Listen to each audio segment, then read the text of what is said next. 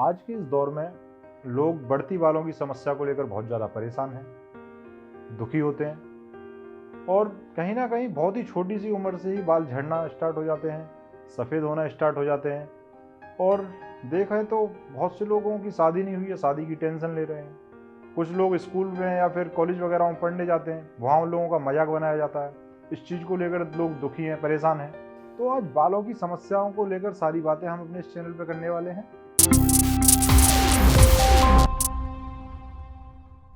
मैं डॉक्टर राजेश नरवार आज आपको अपने चैनल योर डॉक्टर के माध्यम से बालों के झड़ने के बारे में सारी जानकारी दूंगा, जैसे कि क्या हमें सावधानी रखनी है, क्या हमें एक्सरसाइज करनी है, बालों के झड़ने के क्या कारण हैं, और अगर कुछ लोग मेडिसिन यूज करना चाहते हैं तो वो कौन सी मेडिसिन लें जो कि आपके लिए सेफ हैं। इसी तरीके के सारे पॉइंट मैं आज आपको क्लियर करूंगा। तो मैं आपको बता दूं, सबसे पहली बात, बाल झड़ने के क्या क्या कारण हैं। सबसे पहला कारण है अनुवांशिकता। जिन लोगों के माता पिता के बाल अपनी कम उम्र में झड़ना स्टार्ट हो गए थे या फिर 30 साल से 50 साल की एज में ही पूरे बाल लगभग साफ हो चुके हैं, ऐसे लोगों के भी बाल 20 साल की उम्र से लगभग झड़ना स्टार्ट हो जाते हैं। तो अनुवांशिकता एक मुख्य कारण आपका हो सकता है।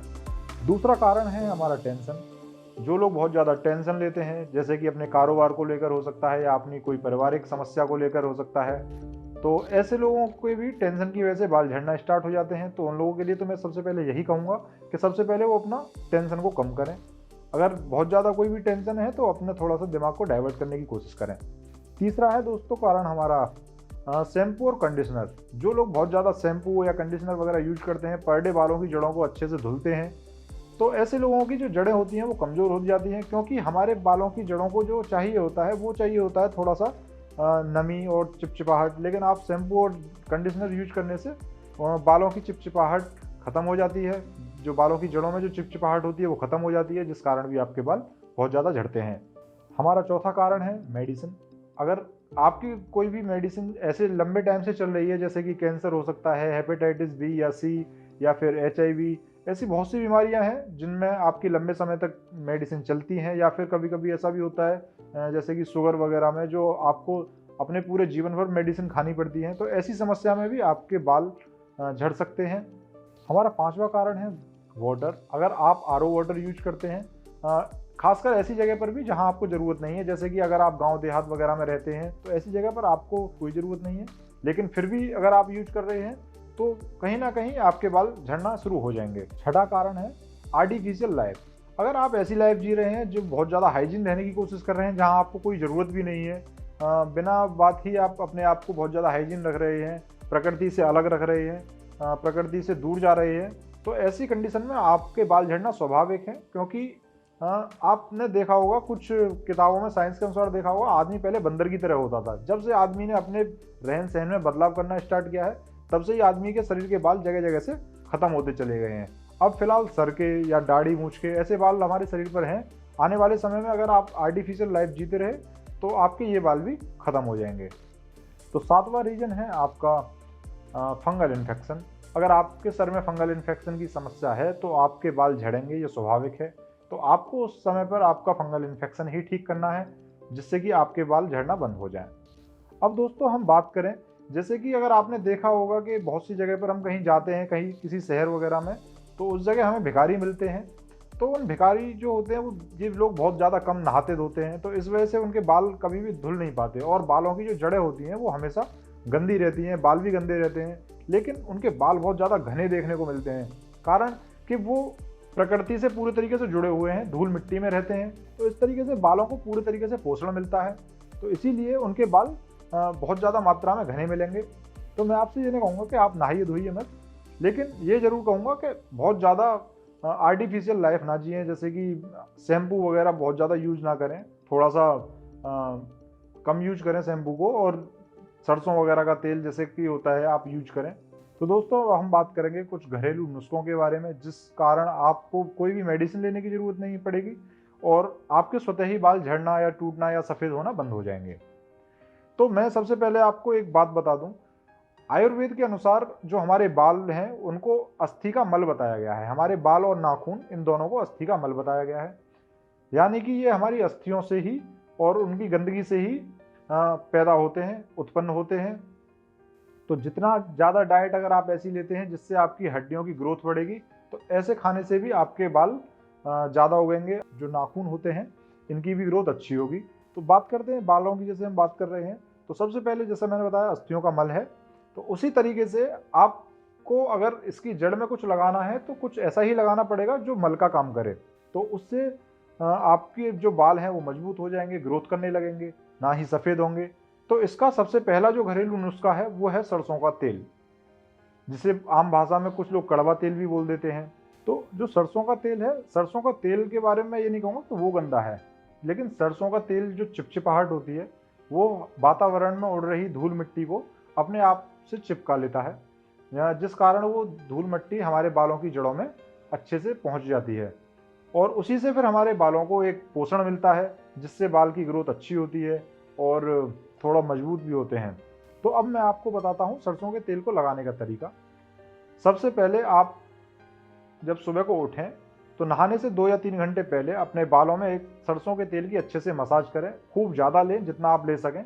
ऐसा भी नहीं कि आपके सर को जब आप ऐसे झुकाएं तो टपकने लगे, इतना भी नहीं। आप एक अच्छा खासा 50 से 100 ग्राम तेल लें और अच्छे से मालिश करते रहें।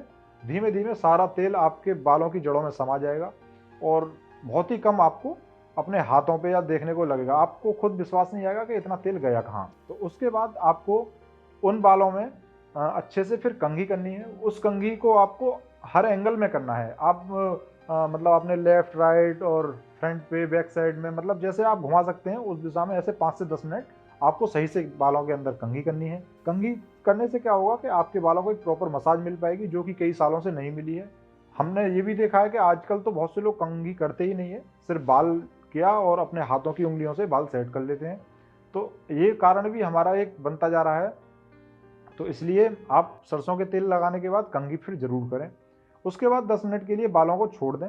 10 मिनट बाद अपने बालों को अपने हाथों से जगह जगह से खींचना स्टार्ट करें, जिससे बाल की जड़ों को मजबूती प्रदान होगी। क्योंकि मैं आपको एक वो बता दूं कि जैसे कि अगर आप किसी पेड़ को किसी लकड़ी का सहारा दे रहे हैं, जब आप उसे नया लगाते हैं तो उसकी जो लकड़ी है, पेड़ की जो जैसे कहते हैं पीड़ कह देते हैं कभी कभी, तो वो कभी मोटी नहीं हो पाती, मजबूत नहीं हो पाती। लेकिन जिस दिन आप लकड़ी को हटा देंगे तो पेड़ को खुद ही सदना पड़ता है। उस समय पर पेड़ की जो पीड़ होती है उसे मोटा होना पड़ता है। इसीलिए जब आप अपने बालों को जगह जगह से खींचना स्टार्ट करेंगे तो बाल स्वतः ही मजबूत और थोड़ा मोटा होना स्टार्ट हो जाएगा। तो ये हो गई बालों की एक एक्सरसाइज। अगर दोस्तों हम एक्सरसाइज की बात करें तो आप एक्सरसाइज में इधर उधर की कोई एक्सरसाइज ना करें, क्योंकि आज के समय में इतना टाइम किसी के पास नहीं है। अगर आप सारी एक्सरसाइज करेंगे तो ज़्यादा से ज़्यादा 4 या 5 दिन कर पाएंगे, उसके बाद फिर आपको आलस आने लगेगा। इसलिए एक छोटी सी एक्सरसाइज मैं आपको बता दूं, आप 2 से 3 मिनट के लिए सिर्फ शीर्षासन करें। शीर्षासन अगर आपको नहीं पता तो आप यूट्यूब वगैरह पर देख लें वीडियो, शीर्षासन क्या होता है। आपको अपने सर के बल उल्टा खड़ा होना होता है। तो यही एक शीर्षासन है। कैसे खड़ा होना है वो आप यूट्यूब के माध्यम से देख लें। इस एक्सरसाइज से ब्लड का जो सर्कुलेशन है वो आपके सर की तरफ होगा और उससे बालों की जड़ों को पोषण प्राप्त होता है और जो है बालों की जड़ मजबूत हो जाती हैं। तो दोस्तों अब एक हम अहम कारण के बारे में बात करते हैं। आरओ वाटर आप अगर दिल्ली वगैरह में रह रहे हैं तो समझ में आता है, लेकिन अगर आप किसी गांव से बिलोंग करते हैं तो आरओ का कोई भी समझ में नहीं आता हमारे, क्योंकि गांव में खुद ही इतना नेचुरलिटी होती है और इतना अच्छा पानी होता है। आप अगर ऐसी जगह पर भी आप अपने आप को एक आर्टिफिशियल लाइफ जीने पर मजबूर कर रहे हैं तो कहीं ना कहीं आप अपने बालों को खो बैठेंगे और शरीर को बहुत सारे नुकसान दे बैठेंगे और आपकी इम्यूनिटी पावर बहुत ज़्यादा डाउन हो जाएगी। तो दोस्तों अंत में हम बात करेंगे हेयर फॉल ट्रीटमेंट के बारे में। अगर आप इन सारे नुस्खों को कर चुके हैं या फिर आप इन्हें नहीं करना चाहते, आप मेडिसिन ही लेना चाहते हैं, तो मैं आपको अब इसका एक अंग्रेजी ट्रीटमेंट बता रहा हूँ। अगर आप इस ट्रीटमेंट को लिखना चाहते हैं तो एक कागज़ पेंसिल ले लें और लिखना स्टार्ट करें। सबसे पहले मैं आपको बताऊं, एक आती है मार्केट के अंदर विटामिन एच, जिसे बायोटिन के नाम से भी जाना जाता है। तो बायोटिन, जब हमारे शरीर में विटामिन एच की कमी होती है उस समय हमारे जो बाल हैं उनकी जड़ें कमज़ोर हो जाती हैं और उस कारण भी हमारे बाल झड़ना स्टार्ट हो जाते हैं।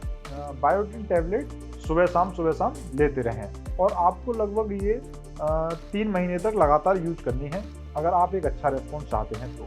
दोस्तों दूसरी मेडिसिन है हमारी फिनास्टेरॉइड। ये एक स्टेरॉइड है और ये 5 mg के अंदर आता है। तो बहुत से डॉक्टर हैं कि आपको हो सकता है कि 2 टाइम प्रेस्क्राइब करें, बट मैं ये कहूँगा कि ये स्टेरॉयड है, शरीर पर नुकसान ही डालता है अगर आप इसे लंबे टाइम यूज करते हैं। तो आपको ये लगभग 1.5 से 2 महीने तक लगातार लेना है, लेकिन दिन में 2 बार ना लेकर सिर्फ 1 टाइम ही लें। अगर आपको बालों की समस्या है और आप शैम्पू यूज करना चाहते हैं तो कीटोकोनाजोल शैम्पू लें और नहाने से पहले 10 मिनट पहले आप उसे बालों में लगा लें और नहाते टाइम बालों को अच्छे तरीके से धो लें, जिससे कि ये कीटोकोनाजोल एक एंटी फंगल है, जिससे कि आपके जो बालों में फंगल की समस्या है वो साफ हो जाएगी। तो दोस्तों लास्ट में बात करते हैं कि कौन सा तेल हम यूज करें।